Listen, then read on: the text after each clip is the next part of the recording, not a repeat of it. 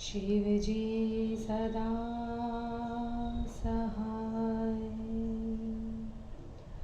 ॐ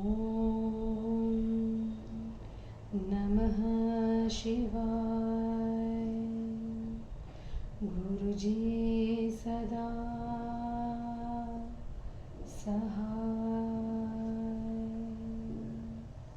जय गुरुजी। अथ श्री शिव महापुराणे सप्तम्या वायव्य संहितायाः पूर्वभागः अथ पञ्चविंशोऽध्यायः।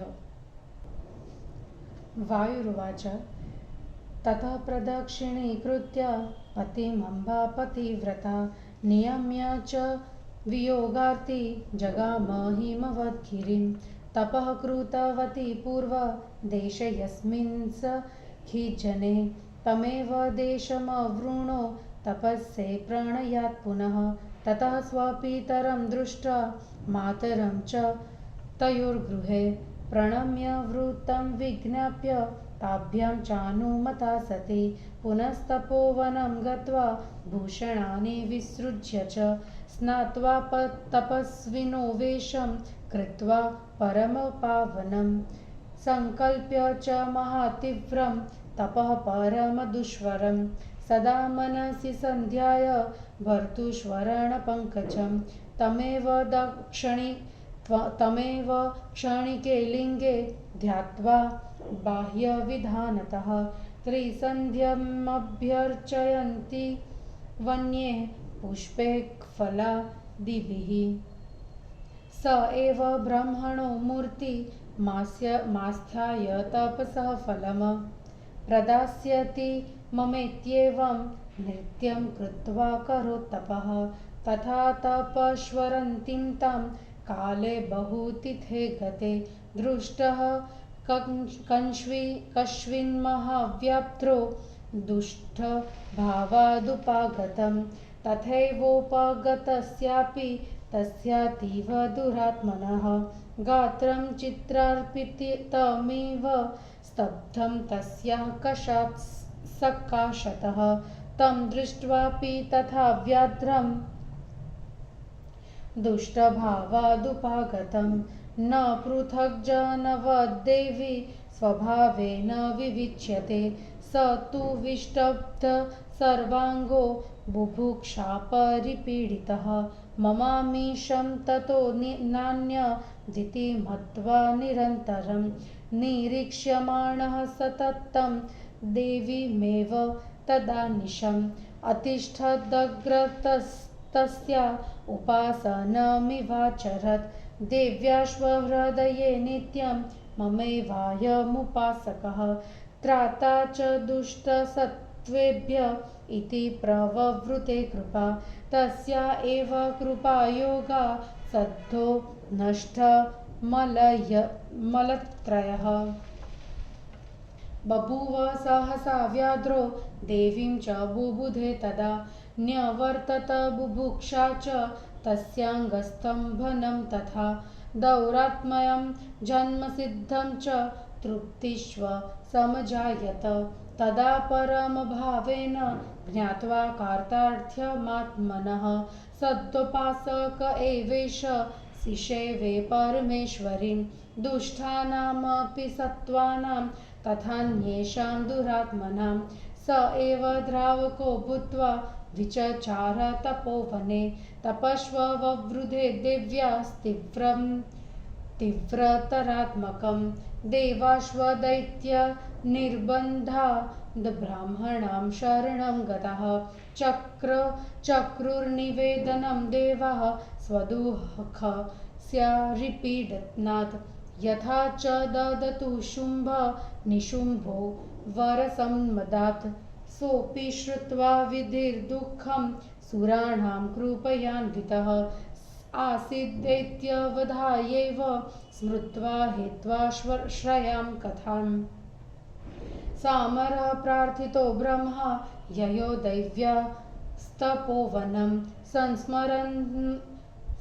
संस्मरन्मनसा देव दुःखमोक्षं स्वयत्नतः ददर्श च सुरश्रेष्ठः श्रेष्ठे तपसि निष्ठितां प्रतिष्ठामिव विश्वस्य भवानीं परमेश्वरीं रराम चास्य जगतो मातरं स्वस्य वै हरिः रुद्रस्य च पितुर्भार्या मार्यामद्रीश्वरात्मजां ब्रह्माणमागतं दृष्ट्वा देवी देवगणेशः अर्ध्य तदर्ह दत्त्वास्मै स्वागताद्यैरुपाचरत तां च प्रत्युपचारोक्तिं पुरस्कृत्याभिनन्दत च पप्रच्छ तपसो हेतुं जानन्निव पद्मजः ब्रह्मोवाच तीव्रेण तपसानेन देव्या किमिह साध्यते तपःफलानां सर्वेषां त्वदधीना हि सिद्ध्यः यश्वेव जगतां भर्ता तमेव परमेश्वरं भर्तारमात्मना प्राप्तश्व तपसः फलम् अथवा सर्वमेवेत क्रीडा विलसितं तव इदं तु चित्रं देवस्य विरहं सहसे कथं देव्युवाच सर्गादो भवतो देवादुत्पत्तिः श्रूयते यदा तदा प्रजानां प्रथमं त्वं मे प्रथमजः सुतः यदा पुनः प्रजावृद्धये ललाटाद्भवतो भवः उत्पन्नो भूत्तदा त्वं मे गुरुः श्वशु प्रभावतः यदा भवद्गिरीन्द्रस्ते पुत्रो मम पिता स्वयं तदा पितामहस्त्वं मे जातो लोकपितामहः तदीदृशस्य भवतो लोकयात्राविधायिनः वृतमन्तः पुरे भर्त्रा कथयिष्ये कथं पुनः किमत्र बहुना देहे यश्वायं मम कालिमा त्यक्त्वा सत्त्वविधानेन गौरी भवितुमुत्सहे ब्रह्मोवाच एतावता किमर्थेन तीव्रं देवी तपः कृतं स्वेच्छैव किं पर्याप्ता क्रीडेयं हि तवेदृशी क्रीडापि च जगन्मातस्तत्त्व लोकहिताय वै अतो ममेष्ठ मनया फलं किमपि साध्यतां निशुम्भशुम्भनामानो दैत्यो दत्तवरो मया दृप्तो देवान् प्रबाधेते तत्त्वो लब्धस्तयोर्वदः अलं विलम्बनेनात्र त्वं क्षणेन स्थिरा भव शक्तिर्विसृज्यमानाद्ध तयोर्मृत्युर्भविष्यति ब्रह्मणाभ्यर्थिताच्चैव देवी गिरिवरात्मजा त्वघोषं सहसोत्सृज्य गौरी सा समजायत सात्वकोशात्मनो सृष्टा कौशिकी नामतः काली कालाम्बुदप्रख्या कन्यका समपद्धत सा तु मायात्मिका शक्तिर्योगनिन्द्रा च वैष्णवी शखचक्रत्रिशूलादि सायुधाष्टमहाभुजा सौम्या घोरा च मिश्रा च त्रिनेत्रा चन्द्रशेखरा अजातपुंस्पर्श रीतिरदृश्या चातिसुन्दरी दत्ता च ब्रह्मणे दैव्या शक्तिरेषा सनातनी निशुम्भस्य च शुम्भस्य निहन्त्री दैत्यसिंहयोः ब्रह्मणापि प्रहष्टेन तस्यै परमशक्तये प्रबलः केसरी दत्तो वाहनत्वे समागतः विन्ध्ये च वसतिं तस्याः पूजामासवपूर्वके मांसैर्म्यस्तैरपूपेष्व निर्वत्यार्सो समादिशतम् सा चैव सम्मता शक्तिर्ब्रह्मणो विश्वकर्मणः प्रणम्य मातरं गौरीं ब्रह्माणं चानुपूर्वशः शक्तिभिश्वापि तुल्याभिः स्वात्मजाभिरनेकशः परिताप्राययो विज्ञं दैत्येन्द्रो हन्तुमुद्धता निहतो च यत्तया तत्र समरे दैत्यपुङ्गवो तद्वाणे कामबाणैश्व छिन्नभिन्नागमानसो तद्दुत्व विस्तरश्वत्र न कृतोऽन्यत्र वर्णनात् ॐ हनीयं परस्माच्च प्रस्तुतं वर्णयामि वः इति श्रीशिवमहापुराणे सप्तम्यां वायव्यसंहितायां पूर्वभागे दैवीगौरत्व प्राप्ति नाम पंचविंशोऽध्यायः। हिंदी अनुवाद। वायुदेव ने कहा, उसके बाद पतिव्रता पार्वती पति की प्रदक्षिणा करके वियोग पीड़ा को रोककर हिमगिरी में चली गई, जहां उन्होंने पहले सखियों के साथ तप किया था। प्रेम से उसी स्थान पर तप करने लगी। वहां अपने माता पिता को देखकर उन्हें प्रणाम कर और उन्हें तपस्या का कारण सुनाकर उनकी आज्ञा पाकर फिर तपोवन में जाकर आभूषणों को उतारकर स्नान कर परम पवित्र तपस्वी का वेश बनाकर परम कठोर तप करने का संकल्प कर और मन में पति के चरण कमलों का ध्यान कर उस पार्थिव लिंग की वन्य फूल फलों से पूजा करती हुई वे ही ब्रह्मा जी की मूर्ति में आकर तपस्या का फल देंगे, ऐसा निश्चय कर वे तप करने लगी। इस प्रकार तप करते हुए उनका बहुत समय बीत गया। तब उन्होंने किसी बाघ को दुष्ट भाव से वहां आता हुआ देखा। जब वह दुष्ट पार्वती के समीप आया तो उनके प्रभाव से उसका शरीर चित्रलिखा सा जड़ हो गया। दुष्ट भाव से आए हुए उस बाघ को देखकर भी वे देवी सामान्य पुरुष की भांति विचलित नहीं हुई। भूख से पीड़ित उसके सभी अंग जड़ हो गए, फिर भी वह मेरा भोजन वही है यही सोचता रहा। वह निरंतर देवी को देखता रहा और वह देवी के आगे बैठ गया। देवी के मन में आया कि यह मेरा ही उपासक है और दुष्ट प्राणियों से बचाने वाला है, अतः उस पर उन्होंने कृपा की। पार्वती की कृपा से उसके पाप दूर हो गए। उसने सहसा बाघ होकर देवी को पहचाना। उसकी भूख, जन्म सिद्ध दुष्टता और अंग स्तंभन दूर हो गया। उसे तृप्ति भी हो गई। तब उसने परम भाव से अपने को कृतार्थ हुआ जानकर उनका उपासक होकर परमेश्वरी की सेवा करने लगा। दुष्ट प्राणियों तथा दुरात्माओं का नाशक होकर वह तपोवन में घूमने लगा। तब देवी का तप कठोर से कठोर होने लगा। दैत्यों के आग्रह से देवता ब्रह्मा जी की शरण में गए।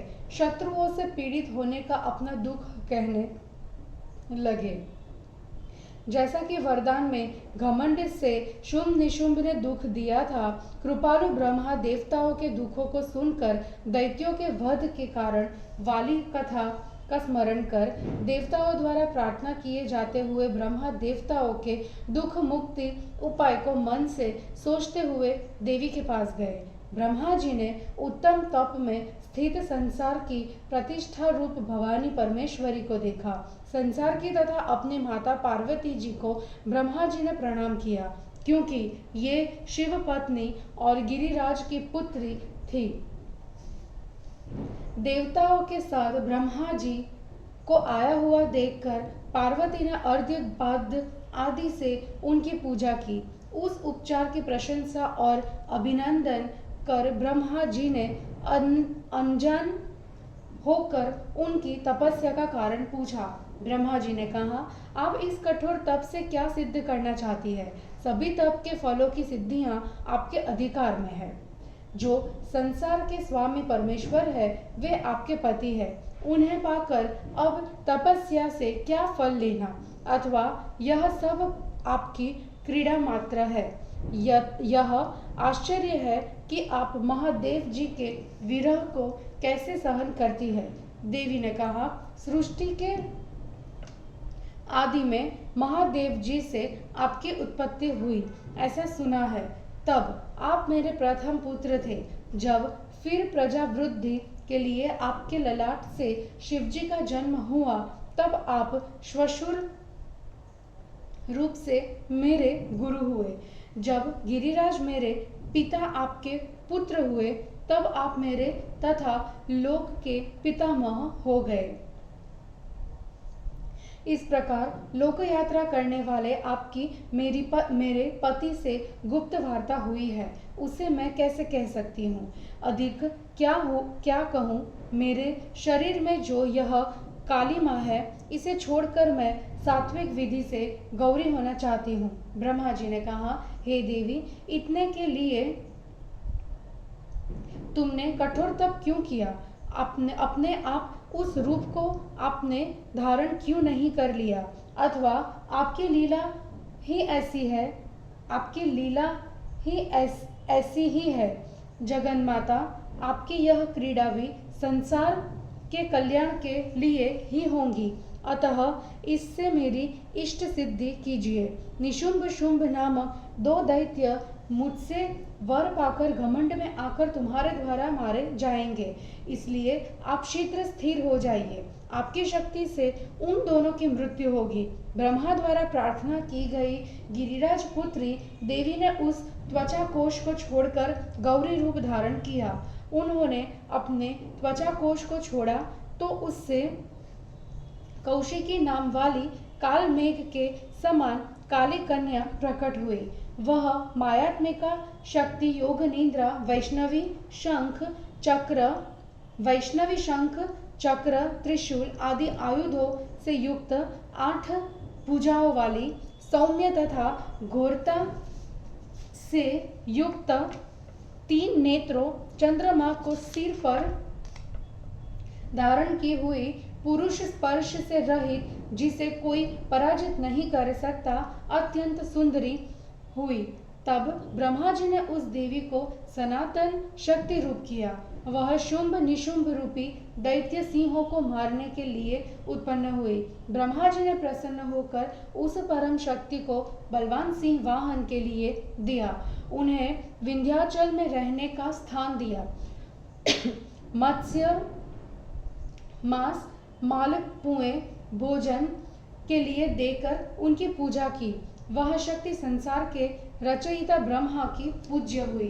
तब ब्रह्मा और गौरी को क्रमशः प्रणाम कर अपने से उत्पन्न तथा अपने समान अनेक शक्तियों के साथ उन राक्षसों को मारने के लिए वे विंध्याचल गए।